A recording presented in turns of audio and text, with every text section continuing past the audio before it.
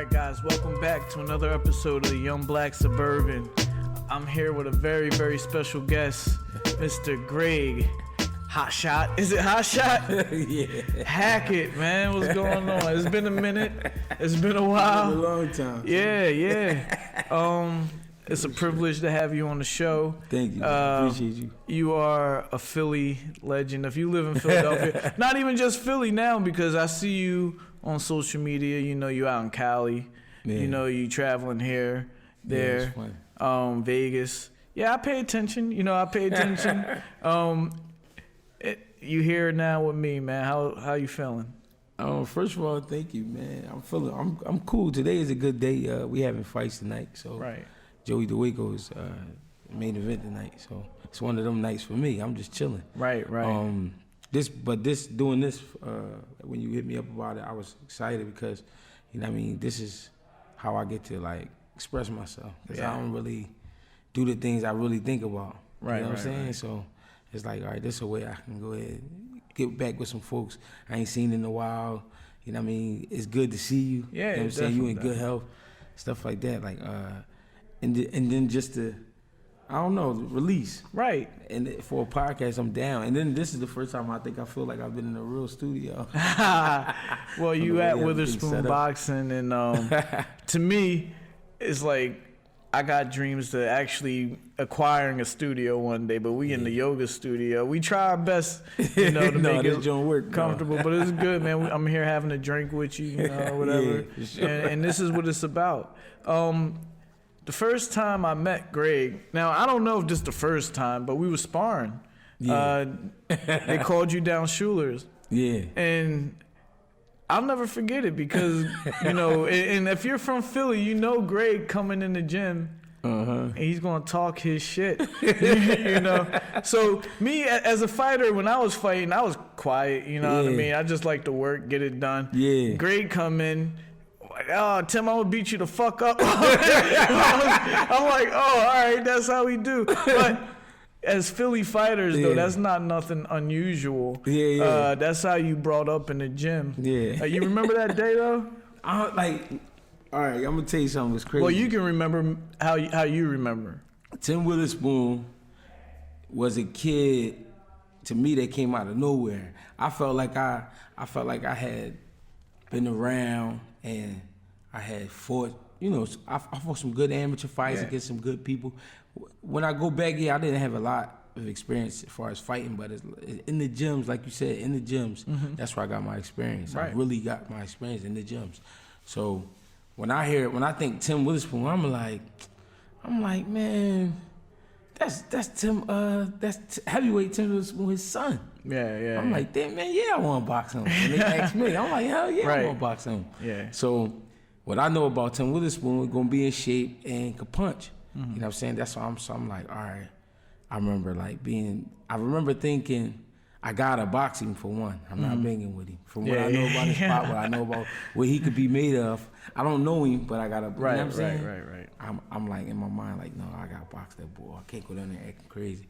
So then if I'm going to Schuler's, I know I'm not doing 4 rounds. It's about to be 4 rounds. We doing 6, 8, 10. Yeah, we working. Yeah, we going to get it in. Yeah. So, I mean, that day for me was exciting because I'm boxing a kid that your father is basically famous. Yeah. I don't care what nobody say. Like he like a legend. He definitely a legend. Yeah. You know what I'm saying? Because he put people to sleep. Yeah, that's what I know about Tim Witherspoon. You know what I'm saying? And then he always came to the amateur fights. That was important. Yeah. So to see you, it was like an honor. Like, I don't know. I guess it was like an honor for me to be sparring you.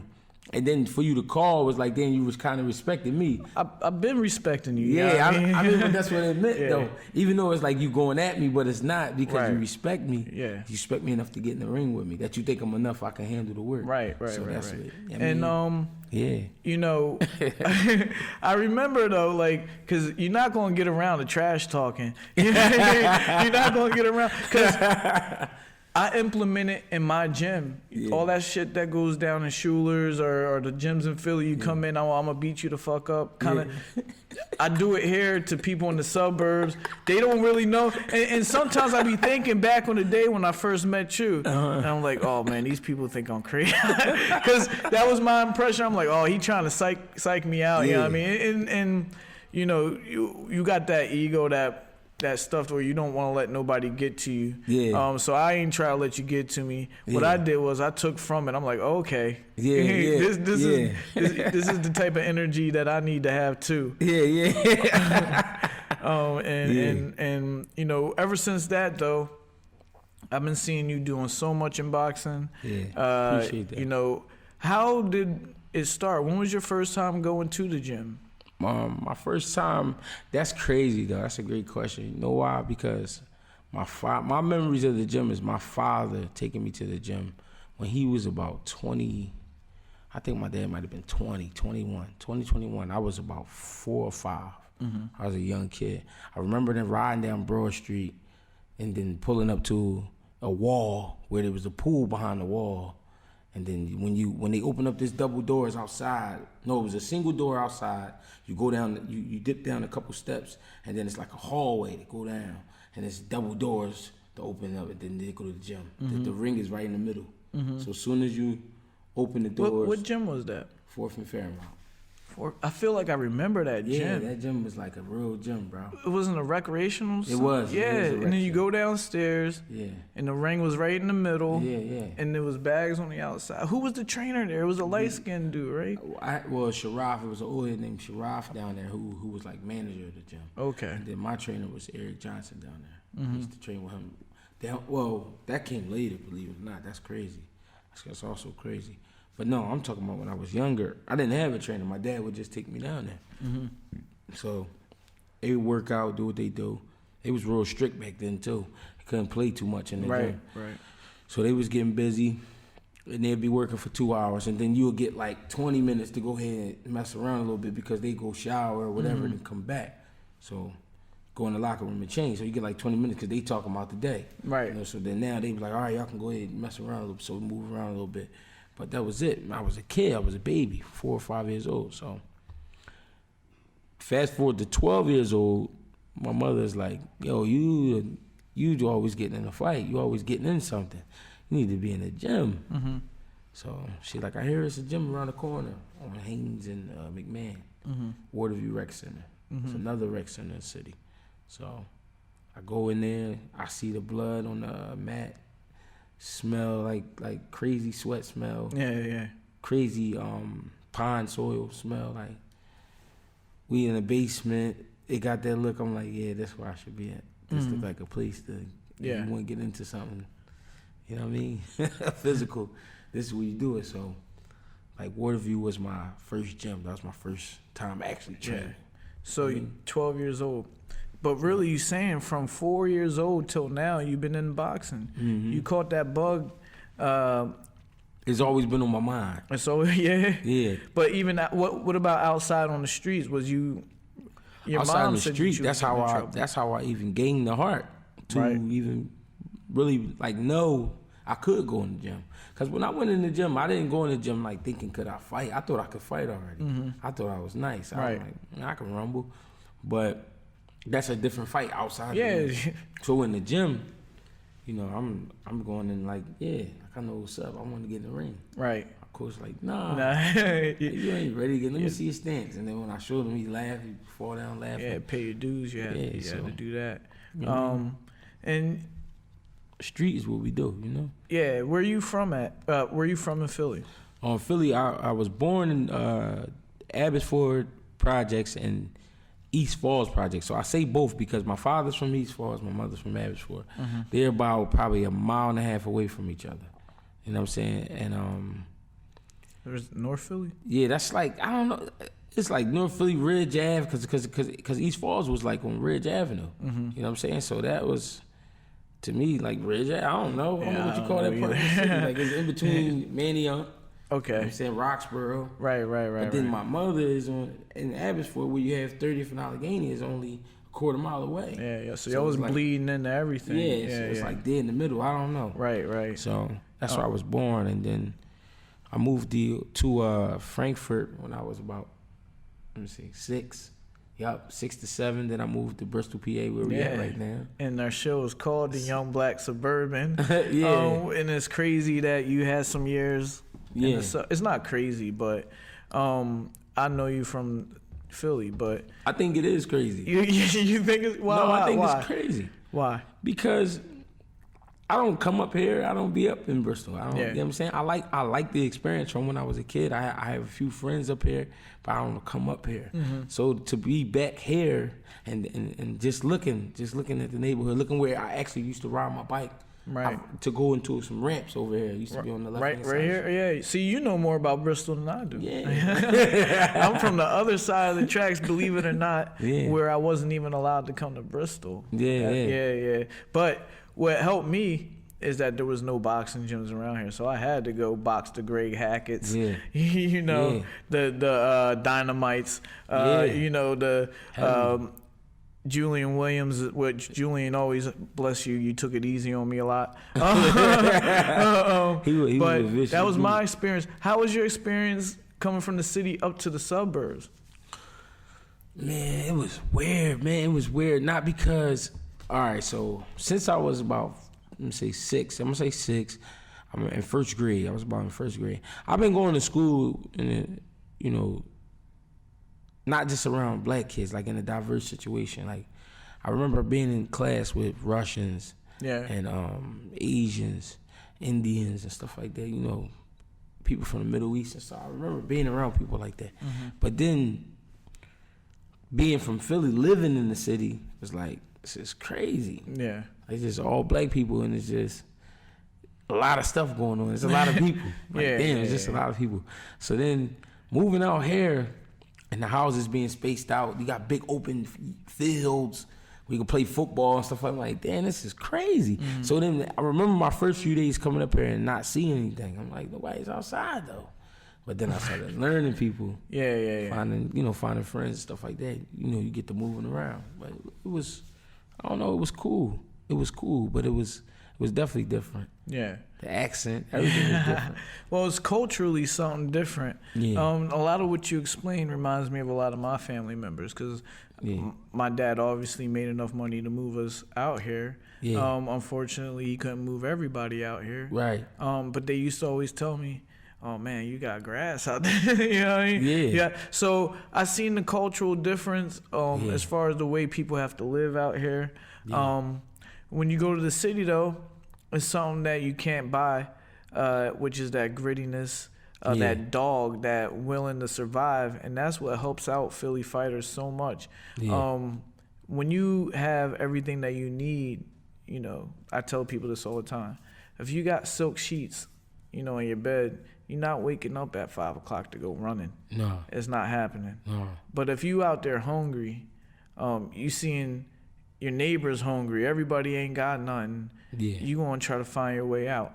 Yeah, that's what it is. You don't, and the thing is, you don't know that when you're young. Yeah, you don't know that. Nah, you don't understand that.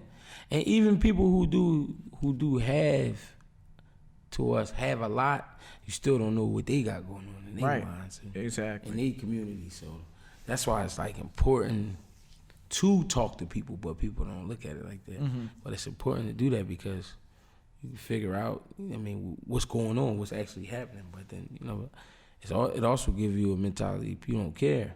Yeah. And you know what you know, you know what I mean? But yeah, but Greg Hackett got I don't give a fuck. That was my family. You calm right now. Yeah, I'm older. But not just that, you ain't got your gym bag with you. Yeah. That's your joint right there. You had your gym bag. You be talking trash. Shit. But you went back to the city at some point and you started boxing again. I was 11 when I went back home. Okay, you were 11. You went right back to the gym. Yeah. I started when I was 12. So the next summer, I spent some time around, I think, my aunt's house. We stayed back up to Abbotsford, I believe, and then we moved out. And when we moved out, we moved up Germantown. So we moved to Germantown. Waterview was the first gym I went back, like, on my own. Right. My mom didn't even go around there with me. I took $20 around there, paid the gym dues, and that was it. $20 to sign up.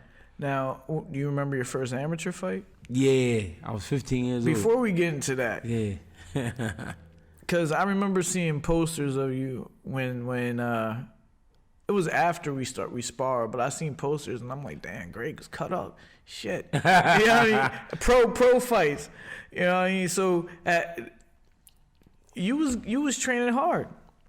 No. Nah? No. Well, you was just naturally in shape at the time? I think at my peak, yeah, I got a good build, but I never in my life, I'm going to say the hardest I train hard, don't get it wrong, but really being focused, really pushing my body, I probably did that for a good 2 years. You know what I'm saying? Yeah. Like really understanding what's going on. Right. Push myself, but because of the situations we get put in boxing and in life, things don't turn out the way you want them to. Right. You know what I'm saying? So, do you think that, and it might not even be what you wanted. You might have thought that's what you wanted, but it'd be other things. Do you think that it was the people around you, the team, or do you think that it was, you just didn't know? My career went the way, and the reason me and Tim talking like this, because my record, I got 3 wins, 20 losses, and 1 draw.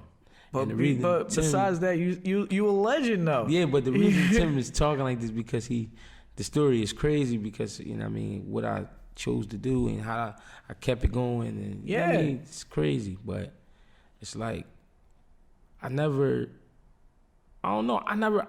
I just went with it, Tim. Like it just was happening. It's like when people used to ask me questions, sometimes I used to hate answering only because I don't know what to say to you. It happened. Like, Greg, damn, you went all the way to California, you lost. I'm like, bro, it just happened. It's a fight. But I fought at 160 pounds. I'm supposed to be 140 pounds. Right. You know what I'm saying? Right. But it's the way things happen. But before all that happened, you obviously was gearing up for your first fight ever. Your amateur fight. Yeah. What age were you? So when you hear me say I started boxing at 12, but I didn't get my first fight until I was 15 was because I was getting in trouble as a kid, So I got sent away down to Maryland. I spent a year in Maryland, in Gaithersburg, Maryland. I even trained at a gym for 2 months. So you got sent to Maryland? For keep staying out late. Just not doing stuff you're supposed to be doing, acting up at school, getting in fights.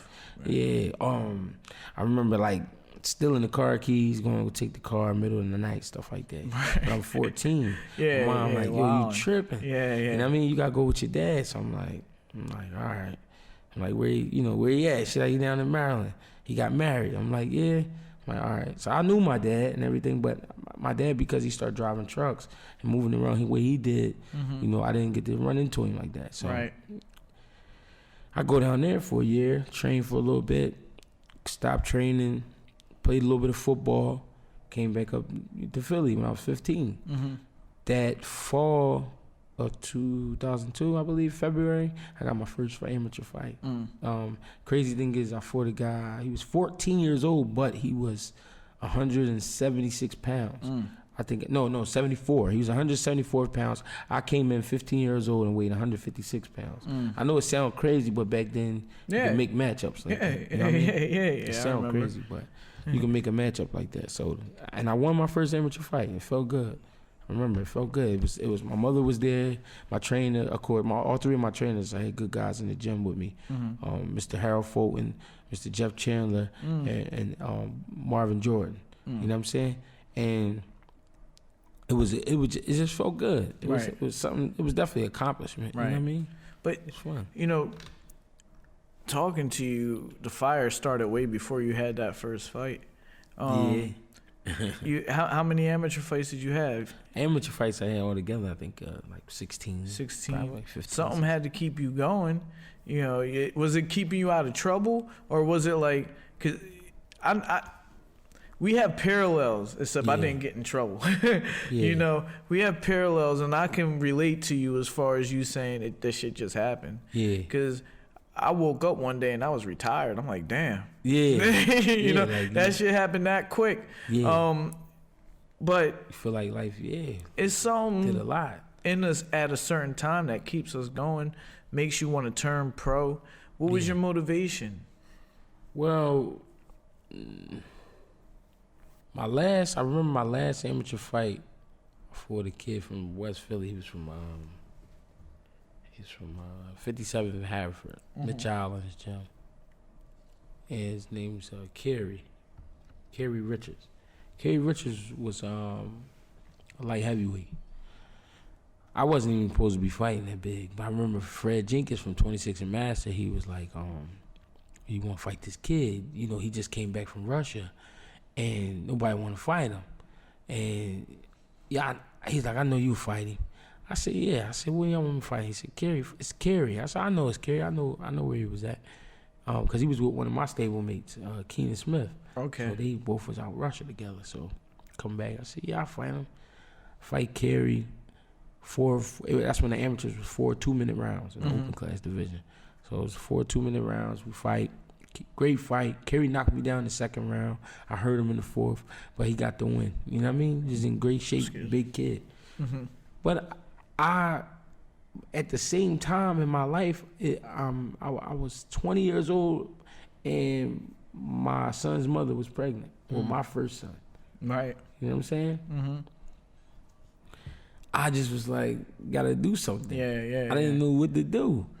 Boxing was something. The reason I even took that fight was for it to motivate me. And even though it was amateurs, it was to motivate me to just be like, yo, what we gonna do? Yeah. You know what I'm saying? Right. So then I remember I didn't even fight, but because I started working. So I stopped training a little bit. Started working because she's pregnant. She's getting ready to have a son. Mm-hmm. My son. And what kind of job did you get? My first job was working at. I think I was working at the. No. I was working at a truck. It's called. It's like a private. It's a private trucking trash truck company. Okay. Out in the county. Right. And the pay was shitty, man. You be outside, you be out there 12 hours a day, bro. Right. And you get rained on. You know what I'm saying? You in the snow. It was just too much. I worked there for 3 weeks, bro. I couldn't take it. I said, I'm done, bro. Cause you arguing with people on you and the guy that's supposed to be your partner. Y'all arguing on the truck. I'm like, nah, this is too much. Right. So then, 21 years old, I turned pro. And it was out of necessity. I mean, really. Me hearing your story, I know that you built up a degree at that point. You went to the gym at the first time at 4 years old. First time, exactly. You had it in your life until you was 20. You know, whatever, till you decided to turn pro. Yeah. It only makes sense. It's only logical that you would give it. You know, I got people coming in the gym every day. I want to turn pro right away, off the street. Yeah. I'm like, bro. It don't happen. It ain't going to happen. And plus, you 30 already. But that's a special case if that happens. If it happens, you know, and this is the thing. There's some 20-year-olds that come, and I use my dad as an example. Mm-hmm. He didn't start fighting till he was 22, but he was already an athlete. You know, he went to school for football. Right. He came home and he was a heavyweight. You know, heavyweights got a little different route. Big guy. Yeah. So, you know, a lot of these guys think that, you know, you can just do it. Nah, it's not just doing it. Yeah. Despite your record, you had a degree in what you were doing. And that's what made you turn the wheels and say, boom, let's just go try to do it. Yeah, just give it a shot. It was like, that's funny. That's crazy you say that though, Tim, because that's kind of like what you're doing, but you're not paying attention. Is what you do to what you're not paying attention to what you're doing, but you're saying to yourself, "I've been doing this for a long time," but you don't really know. What that means. You don't understand. You don't really know what that means. Yeah. So when I took my first amateur fight, that's crazy you say that because I'm thinking about as I'm getting ready to fight. I'm thinking about why would it be okay for me to take this fight right now? Even though I don't care, because I'm taking it because I know I can fight. Right. But I'm taking the fight. The problem is I'm taking the fight at 168 pounds on 2 weeks' notice. Mm-hmm. So I'm like, and I'm 21 years old. I'm walking around 185. So that's a big weight class for a guy my height. Yeah. I only stand 5'6". Right. So that point in my life though, working exactly at that moment. I'm not working. Yo, shit is clicking for me right now because you was whipping my ass. I was 140 pounds. I was truly 140 pounds. No, I was when I came down. Your uncle crazy, but he not that crazy. Yeah, when I came down, I wasn't that big. I'm like, damn. No. Got me boxing No, your uncle. cruiserweights. I think when I used to come box you, I never was bigger than 60. Right. I wasn't no bigger than that. But No, you know, that's what's your record again? 3 wins, 20 losses on paper. This is my record on paper, and 1 draw. Right. Yeah. To me, I being a fighter. Yeah. I can understand. You boxed the shit out of me. You know, we boxed each other. You could have had an undefeated record, no problem. Yeah.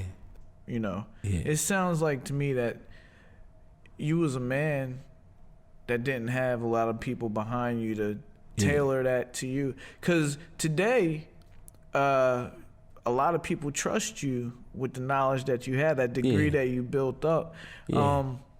But before we even get into, because I want to talk a lot about that part of your life, you know, because boxing, you still fighting.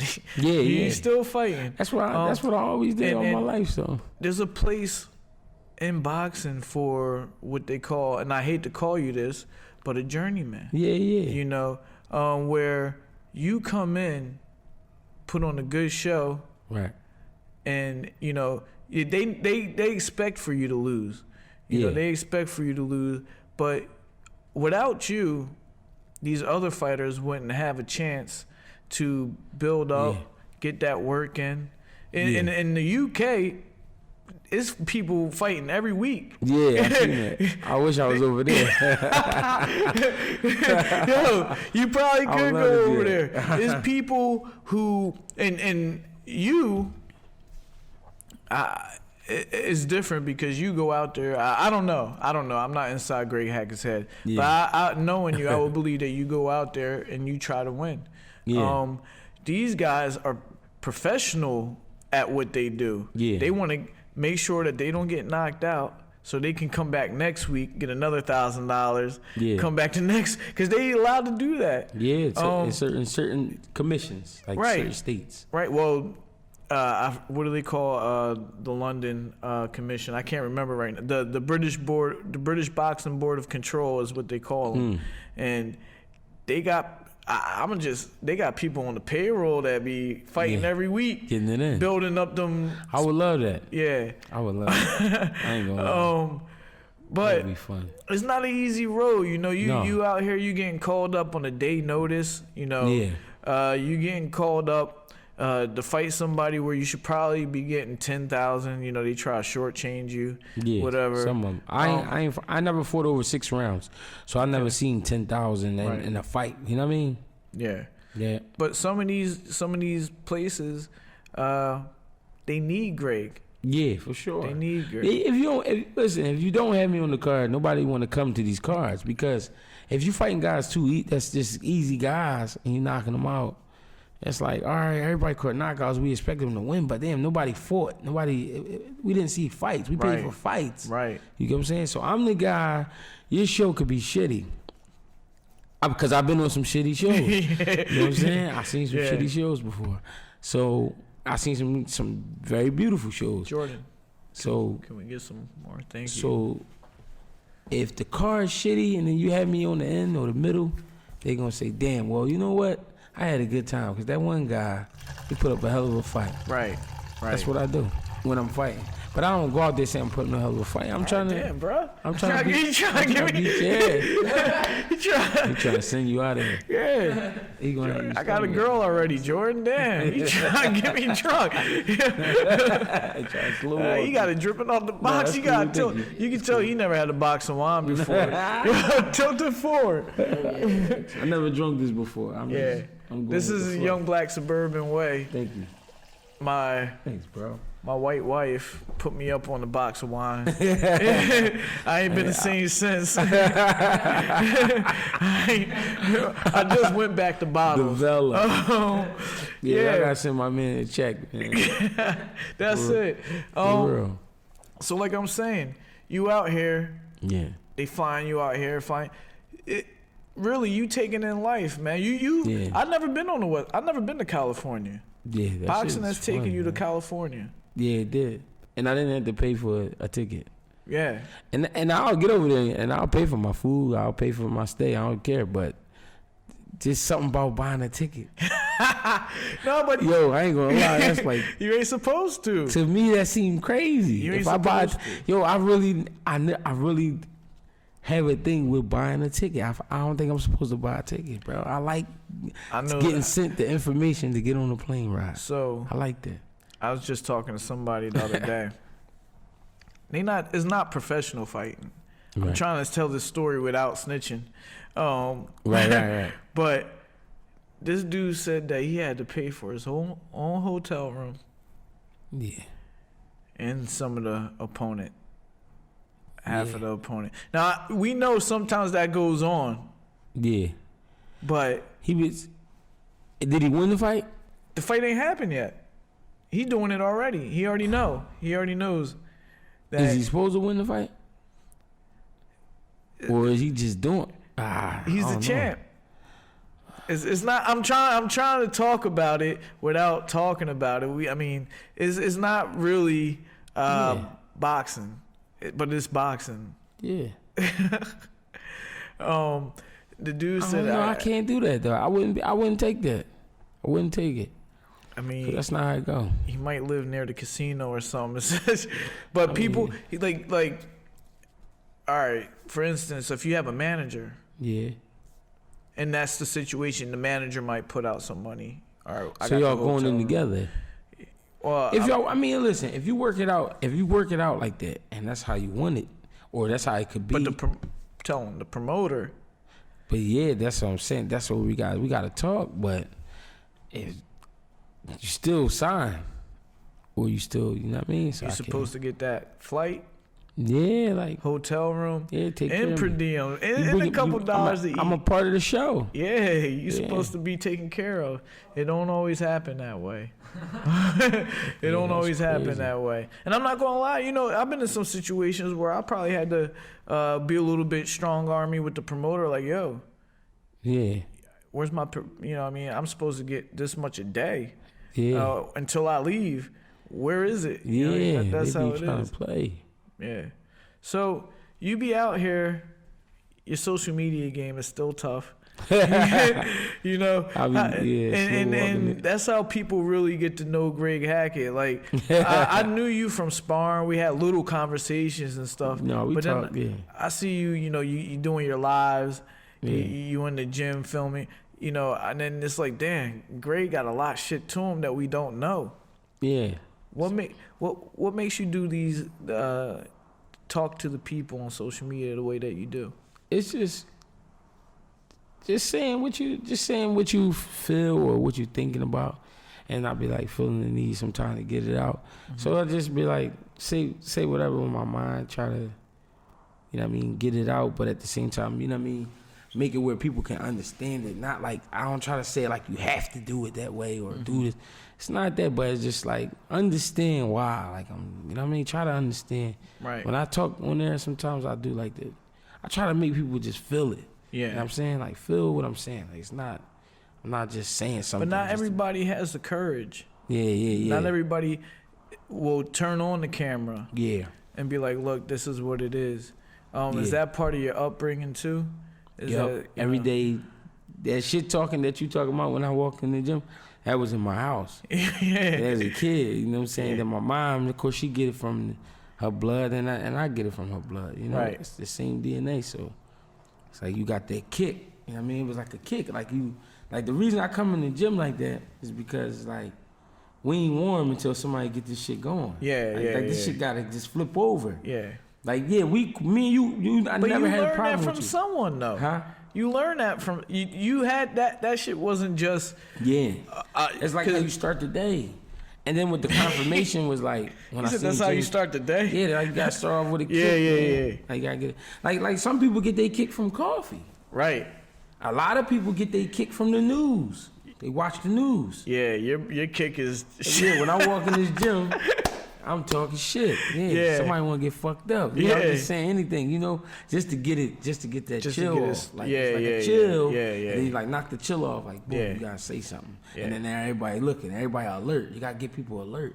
So you ever have a fighter be like, yo, man, I'm gonna fuck this dude up, man. He talking I got in the fights and all that shit. After sparring, before sparring, See me, I knew it was a test, you know what I mean? I knew you was trying to check me, to see where I was at. Yeah, you was smoother. You even though you probably on the inside was like, I'm gonna get him. Yeah, that's how it was. But I'm gonna make this motherfucker stop talking shit. Yeah, you ain't let it out though. You ain't let it out like get like fuck you. Nah, I knew what it was about. Nah, you was smooth about it. Yeah, you had a smoother approach. So, you still fighting? You still train? Yeah, I've been training fighters since. No. Oh, me working out? Yourself. Yeah. Oh yeah, I work out, I spar. Are you on the James Toney? Take a fight. Yeah, I'm just finishing out. You on the James Toney? Just spar and fight. Yeah, I might run a little bit here and there. I don't know. I mess around, work out a little bit. I don't go crazy. Right. But that's because I train fighters most of the day. Right. So you get the call and you like, call, all right, let's go. Be what it is. If it sound good, if it's not right, we don't want it. Yeah. So. You openly, like you admitting to the people, you was a professional journeyman at this point. Yeah. You're not trying to win nothing. I understood I'm going to say my record was about 2-4. Mm-hmm. Right then? Yeah, I was like, they don't really want me to do this. They don't really want me to get these guys. Right. Because they bullshitting on the cards. I'm like, these cards is bullshit. Right. You know what I'm saying? Nobody's not knocking me out. I've only been stopped once by a guy, an African Olympian named Basti Samir. Mm-hmm. And me and him was cool. And when he stopped me, he didn't knock me out. I wasn't asleep.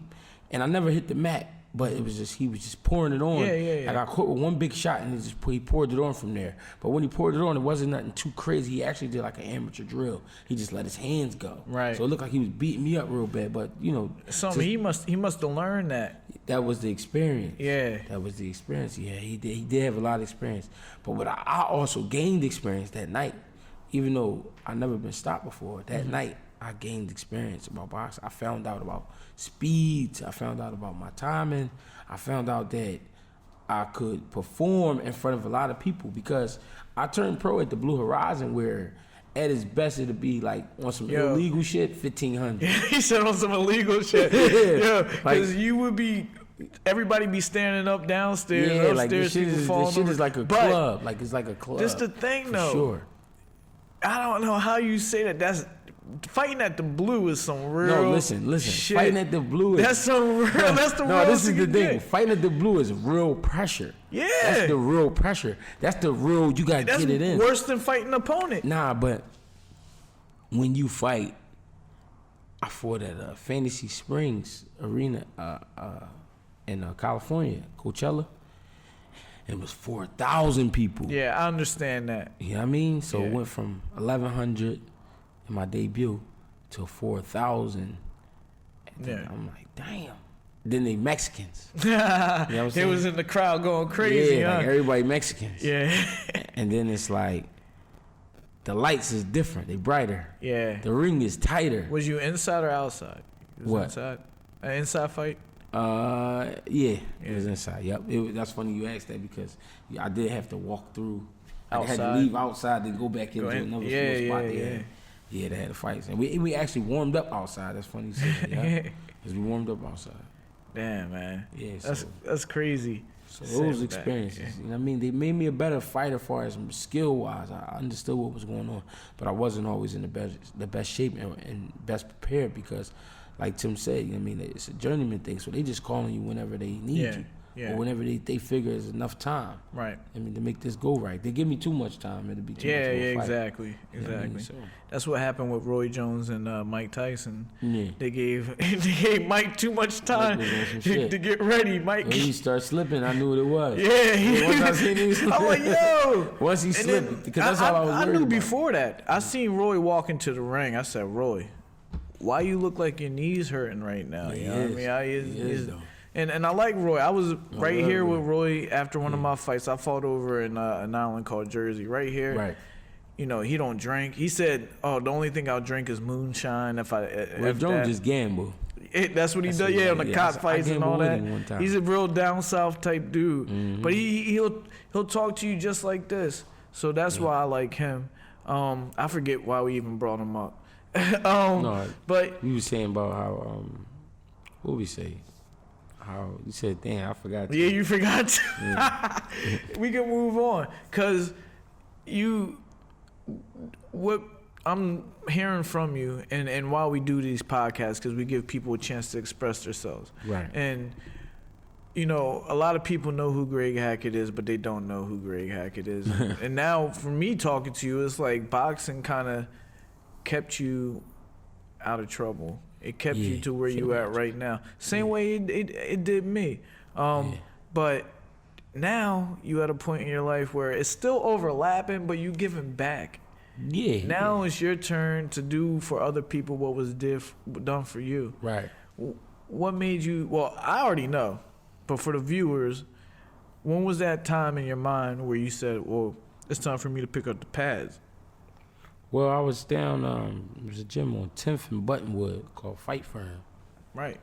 And I remember they had. You still get your USA books from Fight Firm? Remember? No, the amateur, they was down there. Yep. When Danny used to have them. But I remember when I used to be in there, I was watching the kids, and like the kids training, but they all over the place. They need to work. They need to really work. They're not working. Mm-hmm. So I remember the gloves was coming up in like a month or two. Mm-hmm. I remember I asked about the gloves. I'm like, what's the date on the gloves or whatever? They was like, it'll be here, registration starting about a month, 2 months. So this was like December 2012. So gloves was coming in like February, March. Mm-hmm.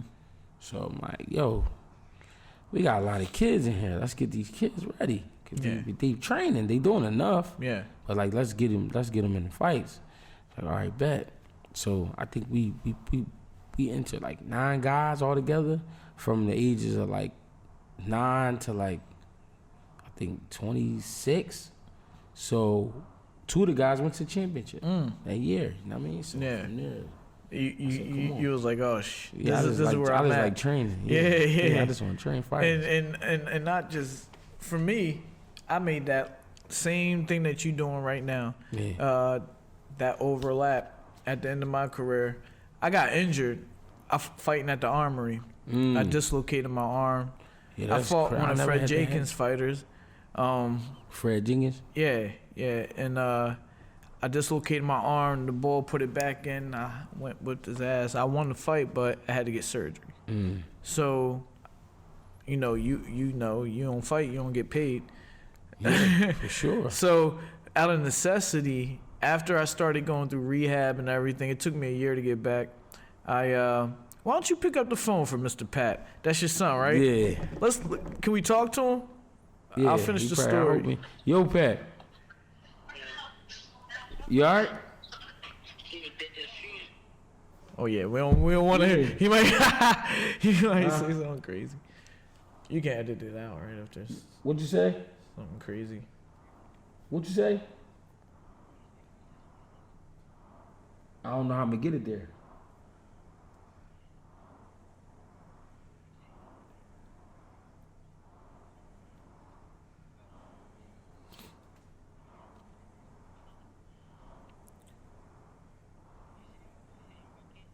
I don't got nothing. I gotta put some money on there. I'm sorry, y'all. You're good.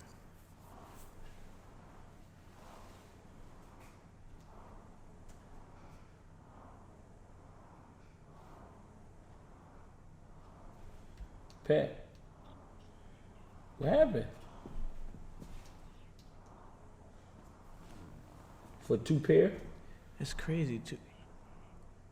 You hear that? What he getting there? We've been rolling like 30 minutes. Yeah. We ain't even got 30 minutes. About 15. No, I'm talking about how long we've been rolling for like 30, right? Nah. It's 1:52. When did we start? We're about 40 minutes now. Yeah. 40. Yeah, you good. We got about another, give me another 20 minutes. No, So, we good?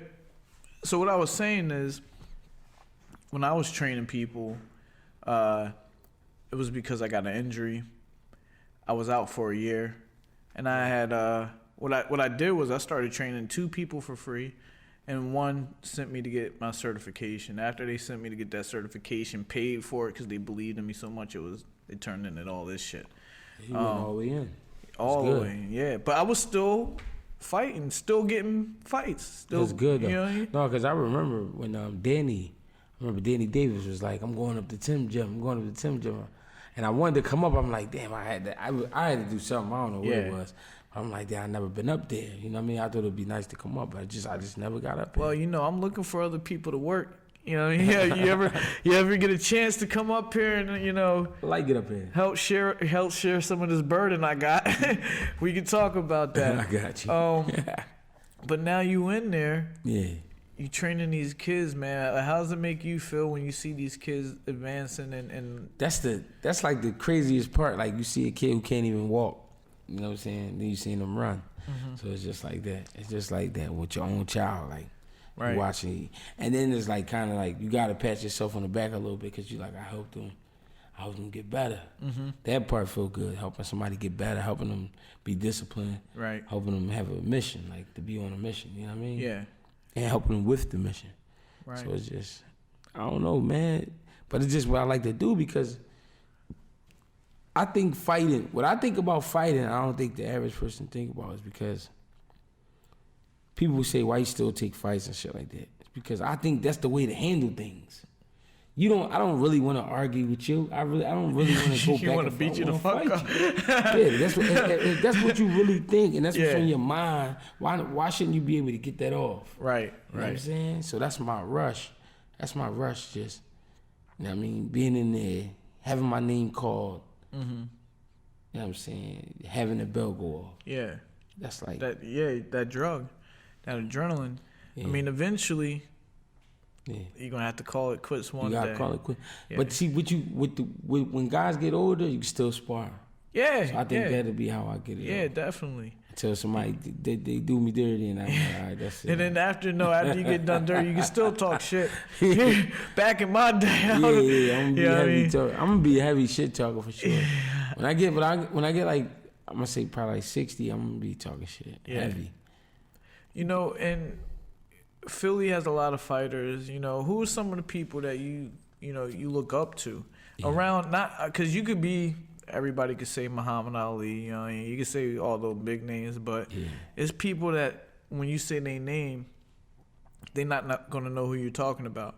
So I'm gonna say Marvin Jordan because he was my first coach. Marvin Jordan, the truth be told, he wasn't a boxer himself. Mm-hmm. He learned how to box a little bit in prison, I believe. He fought in the street, but he learned how to box in prison. Right. Come home. He training. He ain't working at a rec center. You know what I mean? He in there working with fighters. That's something that he want to do because he really loved boxing. He loved boxing though. So Marvin Jordan first. You know what I mean? He was like a street guy. Because I remember one time I asked him. He come to the gym with the same clothes on the next day. Right. I was like, yo, why you wearing the same clothes from the day before? What happened? He said, nothing happened. I said, well, where was you at? He said, what you mean where I was at? I said, what you do? You know. He said, well, I go to West Philly at night and I go loan sharking. He said, you know what a loan shark is? I said, nah. He said, well, I go get my money. People owe me money. I said, oh, okay, so you just up all night. Right. And you come back in the gym. He said, now, I got a lady on the west side and I got a girl over here. I said, they know about each other? He said, yeah. So he's like, I got my lady that live over here. Yeah. And at night I stay over there and I come back on this side of town. Right. You know what I mean?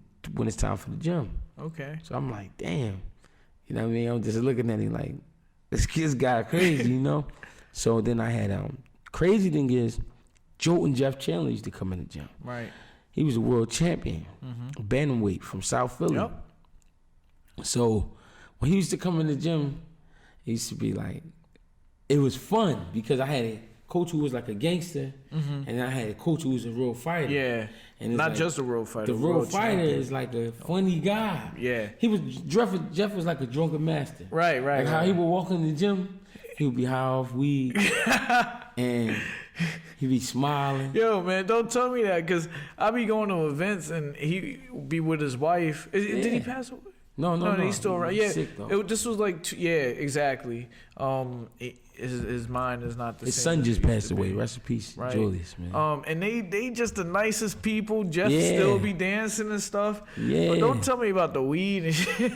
No, like that was, I thought, you know. But that's real boxing As too. a kid, yeah, this Philadelphia boxing. Yeah, that's real boxing. As a kid, I'm looking at him, I'm like, all right, this guy used to be world champion. He walked to the gym. He'd be high. He dancing. He listening to music. I'm laughing because there's a whole bunch of them. But guess what? He could fight his ass off. Yeah. So I used to be like, what the fuck? Like what is, like, what, like, huh? Like, so I asked him one day, I say, Jeff, you had $1 million before? He said, yeah, boy, dog. He used to call me boy, dog at Waterview. Yeah, boy, dog, I had $1 million. He said, not in one night, though. I never fought in one night for $1 million. He said, but I fought for over $1 million. Yeah. He said, if you put my checks together, he said, yeah, I fought for. I said, damn. I said, so what happened with the money? He said, man, we partied. He said, man, we had fun. He said, I did some of the good stuff. I got a house on Herman Street, stuff like that. He was like, but we partied. I'm like, damn. You know what I'm saying? It was just fun to have Jeff around. Yeah. Then we used to have a guy named Harold Fulton. Harold Fulton was like a long time trainer in USA boxing. Real like uptight dude.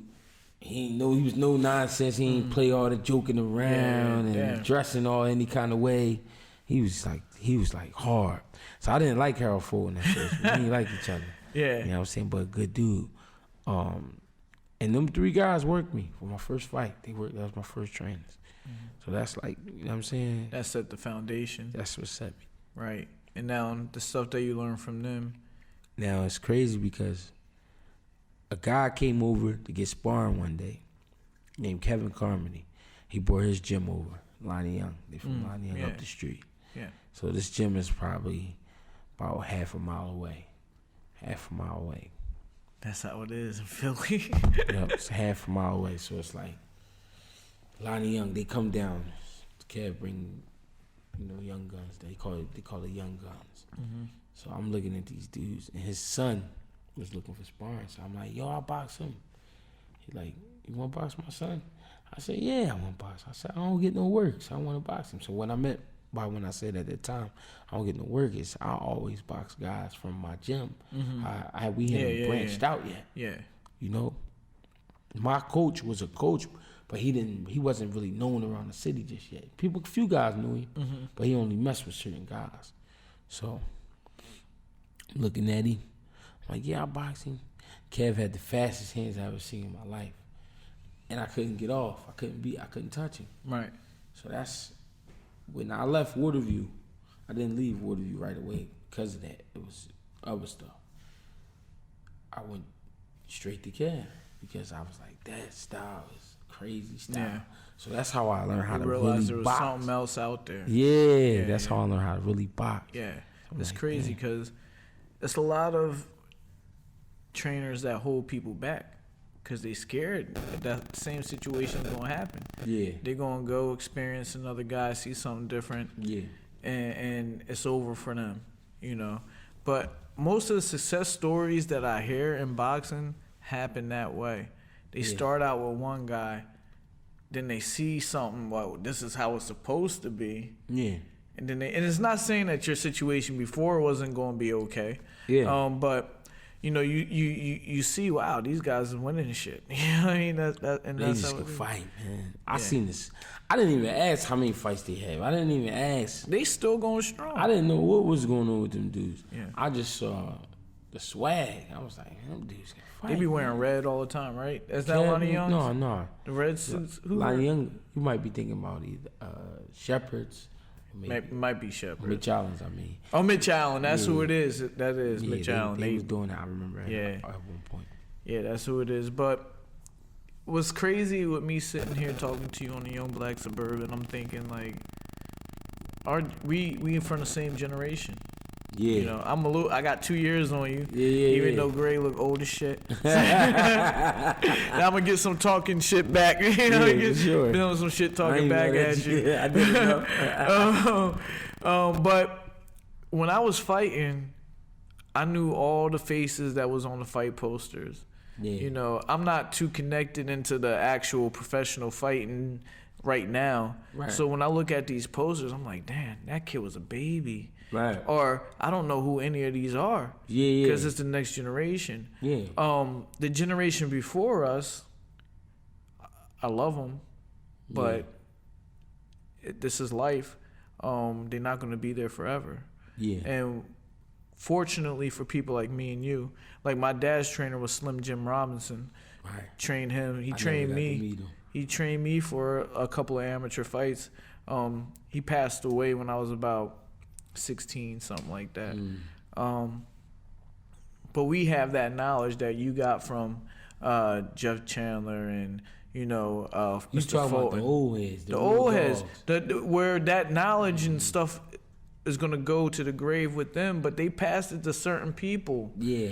Some of us who really was in the mix. So when it is all said and done, there's only going to be a few gatekeepers as trainers for the next generation. Yeah. And I feel like me and you happen to be, we're going to be them old heads next. Yeah, you know, that's what it is. How do you feel about you being the next, you know, Mr. Fulton? You know, Cornbread, you know, them guys, Rev, you know, Buster from Schuler's. That's your next stage after you're done fighting. That's like being, I don't know, it's like being anything great, man, because them guys are great guys because very great, yeah. For years and years and years, they put work in. So many fighters, they built them up and gave them a name, gave them an opportunity through something they teach that they don't always get paid for. Nope. And for me to be looked at as next, that's like, I had whatever great college football team or great hockey team or great institution, whatever, and you got to carry a name, I feel like I got to carry that name. I got to be one of the reasons why Philadelphia has always been a great boxing town. It just can't be a great boxing town because they always going to say, well, who do they have there? Right. I got to keep that coming. You got to contribute. You know. I never really thought about it. Yeah, well, we took a lot, you know? Yeah. And I really took a lot because I didn't even live in the city. Everything I took, I brought it back to the suburbs. I'm still doing that today. Everything that I learned in the city, I brought it back to the suburbs. Real shit. But at the end of the day, us as fighters, us as going to the next stages of our life, we got to think about, you know, all that knowledge that we learned and how we going to pass it on and how we going to make a difference. That's why my gym is really community-based. I do a lot in the community. Right. And make sure that I give back through the platform that me and you both have. Right. What is next for Greg Hackett on all, I'm talking about fighting, because I know you're not retiring. Yeah. But I'm talking about fighting. I'm talking about training people. I'm talking about Greg Hackett as a brand. Yeah. What's next? I mean, I'm always just going. So the thing is, with the fighting, I got fighters. Like I said tonight, Joey DeWico goes tonight. You gonna be in this corner? Yes, sir. Oh. Okay. I have some good amateurs. I got my sons coming. Just I wanna get a gym like you got. I think that's nice, man. Yeah. I think that's well. Congratulate you. Thank you. It's gonna happen because you got a degree. You know, if you were just somebody that said, "Oh, I want to have a gym," and you didn't have the credentials, you didn't have the years of knowledge, somebody's gonna come along who realizes that, and they're gonna be like, "Yo, Greg he's the one who we want to put something behind, and do it." You just got to keep going. That's I don't see it going any other way. Appreciate that. Yeah, appreciate that. And that's just I just want to teach boxing. That's whatever's next is. I can't say what's gonna be next. All I can say is what I plan on doing is being in the gym and staying ready. Right. That's all I can do. I can't really do anything else. It feels odd to do other things. It feels out of place. Yeah. That's why I be like, it's crazy because I kind of look up to you and admire you for being able to step outside of boxing too. You know what I'm saying? I feel like I'm into where if I'm not around the gym or if I'm not doing something boxing, I feel a little off. Yeah. But you I see with the gym, you kind of set it up where you can do other things too around. Having the gym. It takes a little while. The gym has to come first. But for me, what really made me realize that, boxers are much more than boxers is when I was starting this gym and people just wanted to talk to me. Yeah. And it had nothing to do with boxing. Yeah. People started saying, Tim, I think you should run for office. Some shit, these are little things that stuck with me. And I'm like, dang, people started, before I opened up this gym, building gyms in their houses so I can go to their house. These little nuggets of things that gave me the confidence to do these other things. I was just like you. Right. Boxing is all I know. So what did I do? Exactly what you did. Right. I started training people for free. Right. That's how I started. And then that's how because it's so crazy because with boxing, you realize I got to get it going. It's just not no thing. The people who don't know, they go to YouTube and stuff like that. Me and you couldn't do that. We couldn't be like, can't do that. No, we had to like, all right, come on, you might as well start training. Yeah, let's go. Yeah. Because you just want to do it. I know, I have a year, like these classes that I teach. Yeah. It's for people that they might want to fight eventually, but they just beginning, or it's for people that want to do it for exercise but still learn. Right.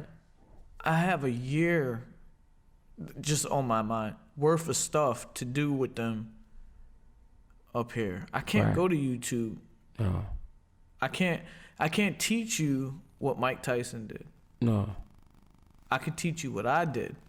And I go to bed every day not having to write down what we're going to do the next day. I already know. Yeah. Yeah. So because you already think about it. You thought about it anyway. Thought about it. So it's the same thing with you. I already know. You already know what somebody need. You can diagnose them like a doctor. Yeah. And fix the problem. Try my best. And that's what happens when you have and this is funny. There's somebody out in Hamilton that used to train out in Philly. As well, an Asian brother. Mm-hmm. I'll tell you off he already know now, but I'll tell you off air his name. He got a gym out in Hamilton, and that's New Jersey. And I'm like, oh man, he made a good move because in Philly he wouldn't be shit. Right. He made a good move. Competition level is great. Yeah, but you bring what you learn in Philly out to Hamilton. Yeah. Where nobody really has that schooling, you can make a killing, Yeah, see, this is the thing. This is the crazy thing. If you own business, if you just want to own a business and you still want to do what you love, then you could come to a place like that. Yeah. Like you can come out to the spots who don't have boxing. Yeah.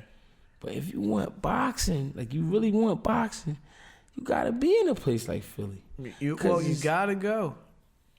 You gotta go. Like I just can't explain it. Like you can pull up to a gym, they not know you coming, and like, yo, is there some work in here? Like, get it done. They look around, but like, yeah, call such and such. And then such and such will pull up in 10 minutes. Yeah. Like, got you some work. Like, I've been there. But like, what's crazy? I've been there and out here too, because Kermit Citron. See, he's from out here. Well, this ain't too far, you know what I mean? It's close. So I'm on the border. I'm on the border. They call me up. I'm like, all right, I'll be there. I give them. But see, what I mean is, a person from out here cannot be from Philly, but they understand because they close enough to understand. Yeah. Like, all right, this is how they do it in Philly.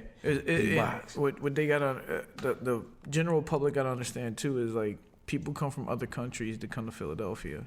People come from other states. And they already know what it, the reputation speaks for itself. You're going to get it. And it's so crazy because you might think like, all right, well, what if like a really great fighter come? Then the greatest fighters in Philly going to pull up. That's it. Whoever on That's top it. at that time, they That's gonna be like, it. all right, well, shit, I work with like they not letting that slide. Like, It's crazy the connection, man. yeah, I That's seen some bad dudes come out just like that you never think would come down and get some work, but they like, nah, I heard such and such was around. I ain't letting him be in Philly without. I remember William Joppy came to town. Yeah. Remember Joppy? Yeah. And the gym was packed. Like that's crazy, like right? Kasim Uma came, but he's not from Philly, but he came. Yusuf Mac boxing him. Yeah. You know, all of them, and then it exactly what you said happened. And it's like a party. I seen William Joppy and William Gibbs from South Philly. Yeah, Gibbs, man. That's my man too, man. He's a good guy. Yeah, they got it in down at Johannes when he was on down Howard Street. Yeah. All right, man. So great. We about an hour, a little bit over an hour in. I know you cornered somebody tonight, which is really cool. I got you drinking wine. Don't tell Joey. No, I don't tell him. I got you out there doing it. Why don't you tell the people where they can find Greg Hackett, because they need to find you, especially if they in the area and they want some boxing training. Well, Greg Hackett, Philadelphia, Pennsylvania. I'm on Facebook at Greg Hackett, Hackett. Then on Instagram at Greg Hackett 86. And then on Twitter, I believe Greg Hackett 215, but I really don't use Twitter too much. Yeah. What's your if someone wanted to reach out to you, which platform? I mean, all three though. I check them. You can still get them. I just don't. I don't use the Twitter too much. Right. You know what I mean? But I'm around. I'm in Philly. If you in Philly, you really trying to get in touch with me. They can get in touch with you. That's it. You know it's been a privilege to have my man Greg on. For sure. You know, no matter what he said, this is Philly boxing right here. He's the man, and make sure that you follow up, in the future and see what he's doing. This is the Young Black Suburban podcast. See you on the next one. Thanks.